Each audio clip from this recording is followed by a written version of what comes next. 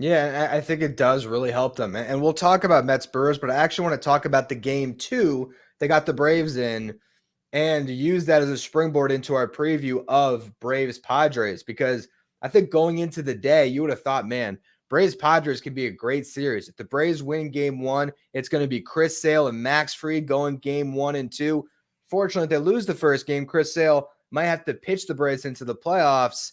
Turns out Chris Sale was not only not available for that game, dealing with back spasms, Brian Snitker made it seem like he's not even going to be on the roster potentially.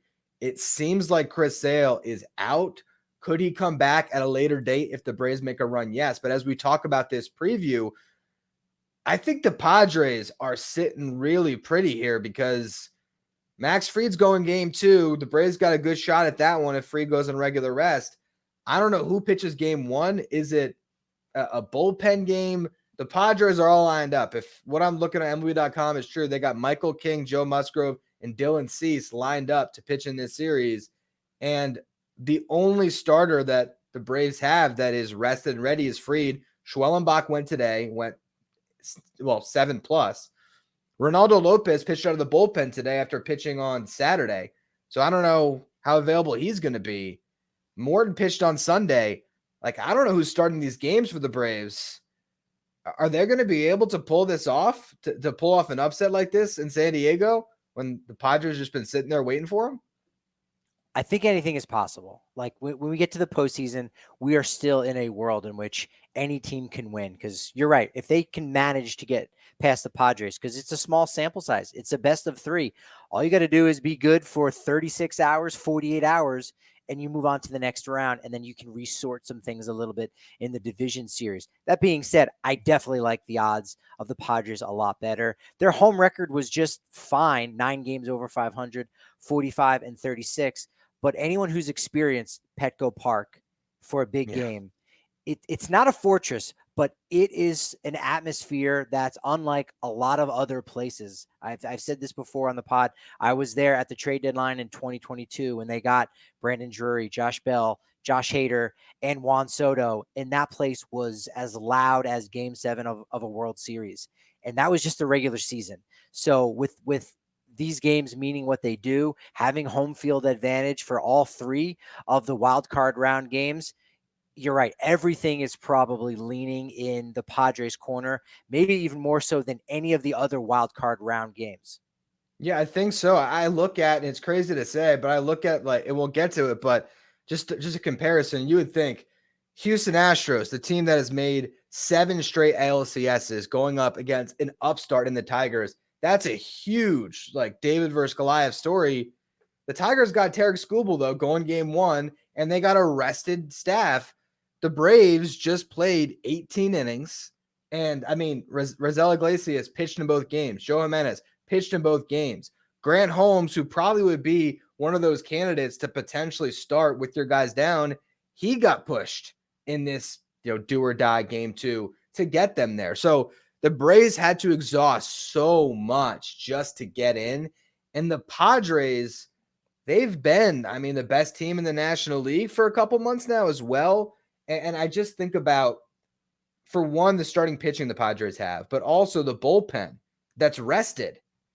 Like, they have everything they need. To me, at this point, it's more going to be an indictment to the Padres if they drop the ball here and don't win. I mean, obviously, it'll be a credit to the Braves for just being this resilient team. Talk about a cockroach. If the Braves make it out of the next round, they're the cockroach of this season because of all the injuries they've gone through. But, man, what a massive disappointment that would be in San Diego, because this is a team that should have their eyes on the Dodgers in the next round already, thinking, all right, we got a chance to take down Big Brother. And if they don't get there, again, that's going to be a huge upset. And that could be where Atlanta is able to fit in because, you're worried more about the next round than you are about this one. And you've got all your eggs, in theory, in one basket in a guy like Dylan Cease going in game 3, which is the final game of the 3-game series between these two clubs. And you say, well, if you needed to, if Atlanta ends up winning game 1 on Tuesday, maybe you do end up shifting Dylan Cease up to game 2, because that becomes a must-win game now for the Padres. That's how quickly things can spiral out of control.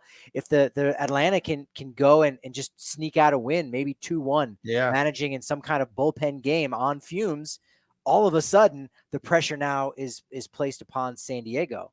And then now maybe Mike Schilt has to reshuffle some things a little bit. Again, they've got the roster where they can do that and manage it. You still like the odds for San Diego to do that.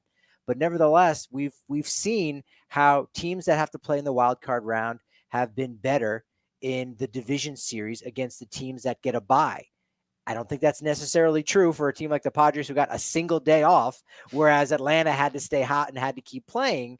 Nevertheless, if something like that happens, you go, well, yeah, that also does make sense. That's just simply why I don't think you can rule anybody out of the postseason, out of any series, and virtually out of any moment. At 3-0, if you're down 3-0, again, that's one thing, but we have seen it happen once. The 2004 Boston Red Sox against the New York Yankees, the evil empire. But even still, as we get in the comment here live on YouTube, you just can't rule out anybody, especially in these short 3-game series. It's interesting because I'm looking at these matchups again. It's funny. Mike Schilt's comment on how they picked their starters. He said, quote, "We picked them out of a hat," joking, obviously. But I do wonder if there was a little bit of gamesmanship when you think about the lineup, because I was a little surprised. Okay, Michael King's been great, but he's going before Dylan Cease, and they're holding Dylan Cease for an elimination game. Are they thinking about that as, all right, let's have Cease pitch an elimination game? Or is it, the team that's coming in, because they were pretty much set up where there's a good chance, all right, the team that's coming in, maybe a little tired, we're going to win game 1, we're going to win game 2, and now Dylan Cease got him saved for Jack Flaherty, game 1 of the NLDS. I think they're probably thinking a little bit ahead. I really kind of feel like these matchups sort of indicate they are. Bingo. It's bulletin board material, and that can be fodder, and it also can be a little bit of a momentum giver to the team that needs that. And you're right. And Atlanta is aware of that. Atlanta knows that and says, okay, look, that's what you think of us. Okay, we're going to go out there and prove it. Again, it's just a best of 3 series. Anything can happen with something like that. And with baseball, it can be that kind of a crapshoot. So you're right. Is San Diego thinking about LA too much? Could be, because if they take their eye off the prize, again, in 36 to 48 hours, their season can absolutely be over, right? Matt Olson gets hot at the right time. Michael Harris the second. Ozzie Albies, as we saw in game 1 with a 5 RBI game.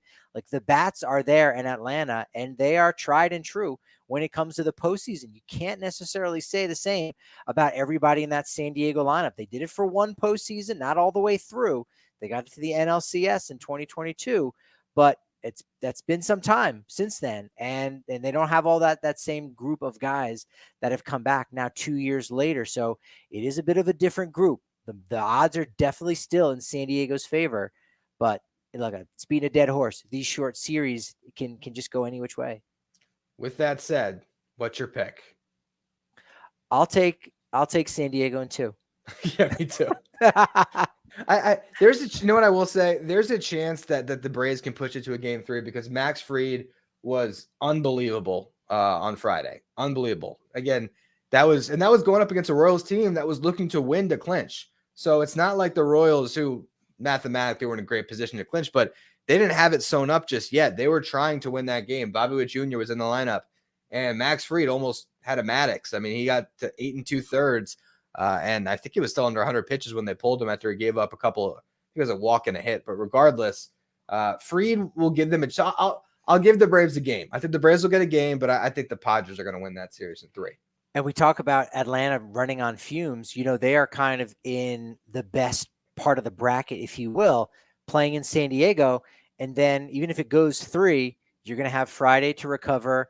And then you've got a 2-hour bus ride from San Diego up north to LA at Dodger Stadium. So that's going to allow you a little bit more recovery time than someone like the Mets, where, okay, Milwaukee to Philly, it's not that huge of a deal. And then now the trip and the travel from Philly to New York isn't as bad. Same can be said for some of the series in the American League, but definitely the easiest travel schedule has to be that Atlanta, San Diego pocket going to LA, whoever that winner is. So if Atlanta can get through this series, they can slowly start to catch their breath going into the division round. Yeah, I think there's a world if the Braves can win this one, if Sale can come back for for the NLDS, there is a world the Braves can run the table. You never know. Maybe they'll meet the Mets again in the NLCS, and it could be a crazy series. That would be a lot of fun if we got there. I do think the Padres are going to win it for sure. So